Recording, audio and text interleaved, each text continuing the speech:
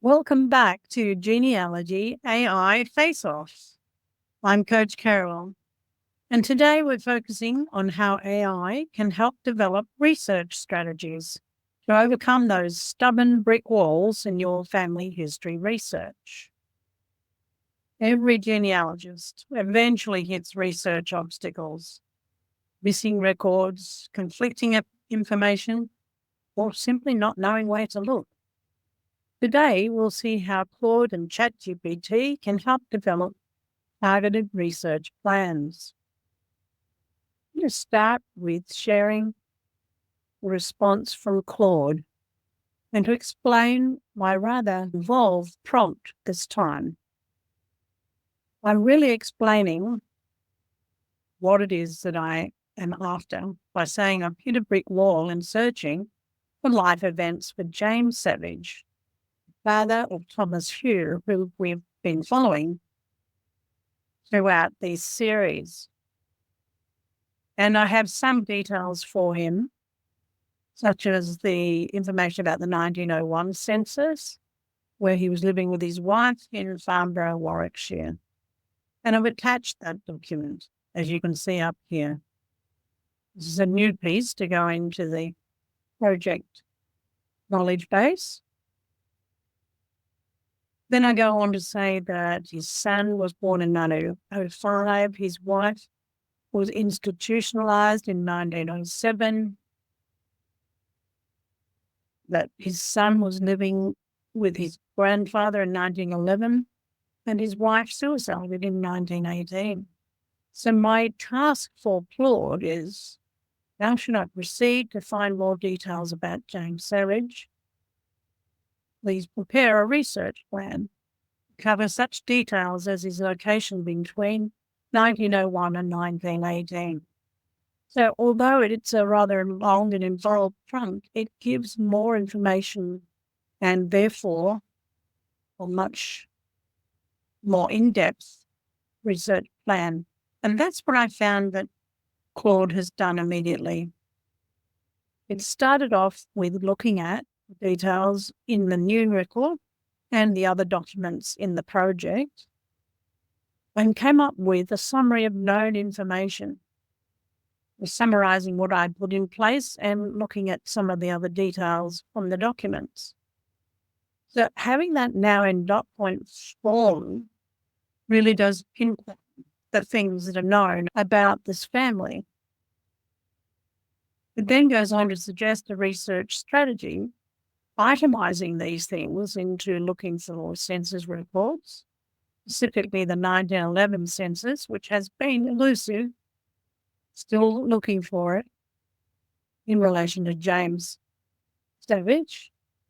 And interestingly, it suggests that I try variations of his name, which I've yet to do. I should also look in both English and Welsh records because he may have moved. Then looking at employment and occupational records. This is a bit misleading because it has taken this information about where Thomas was born, Railway Cottage, as indicating that James may have worked for the railways. I don't think that that is true, so that might be something to avoid in this case.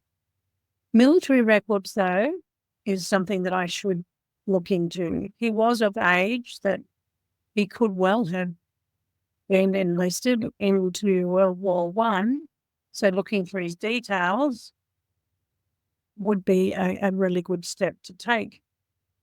Local Welsh records, electoral registers, and local directories. And then, of course, the vital records. Did he have a second marriage? Of course, when and where did he die?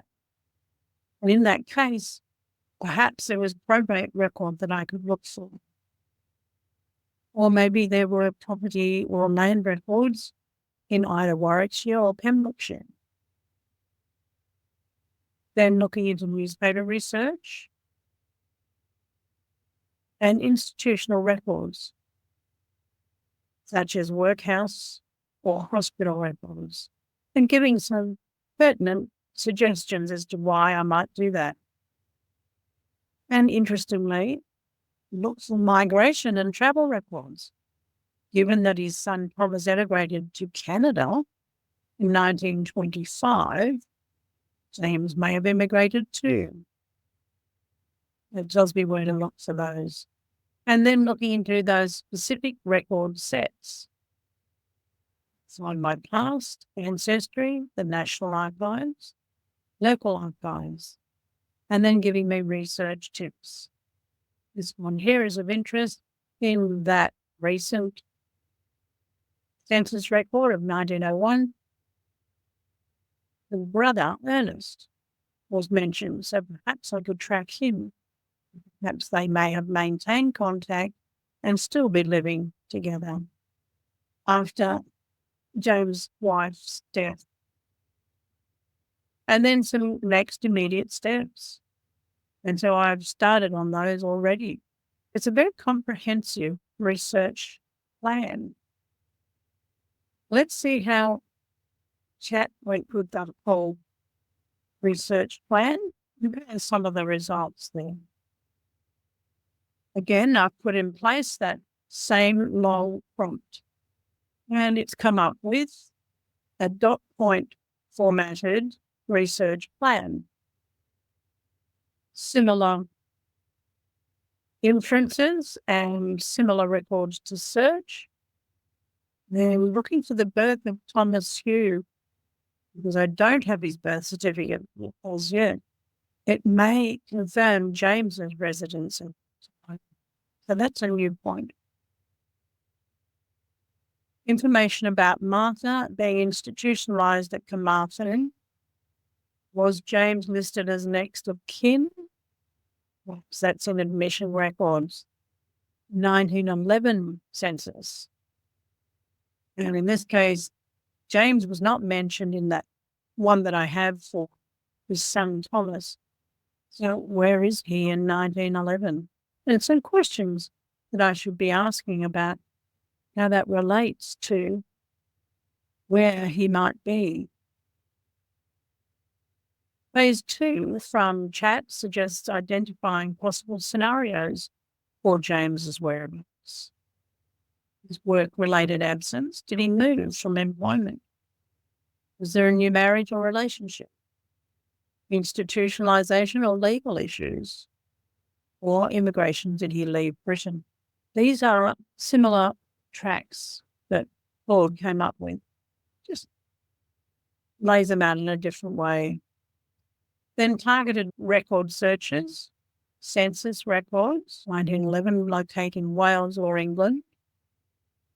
Look at electoral rolls between 1901 and 1918 in both Wales and England. Workhouse and poor law records might be the last resort for me. Definitely looking into his possible military records. Was he of an age to enlist? Yes. And therefore look for attestation records in both Wales and England. Again, looking at Carmarthen asylum records, prisoner court records, divorce and remarriage. Perhaps there was a divorce. Interesting. Need to look into that. Immigration and travel records. Did he immigrate to Canada, perhaps Australia or the US? I could search the Ellis Island or Canadian immigration records for James. Newspaper articles, obituaries and family notices, perhaps. There might have been a newspaper article about a death notice. Good thing to do is to look into those newspapers to prioritise the research action plan. Similar information to what Claude has given me, laid out, and then a summary of the research plan. Both of them have given me what I might plan to do next in my research.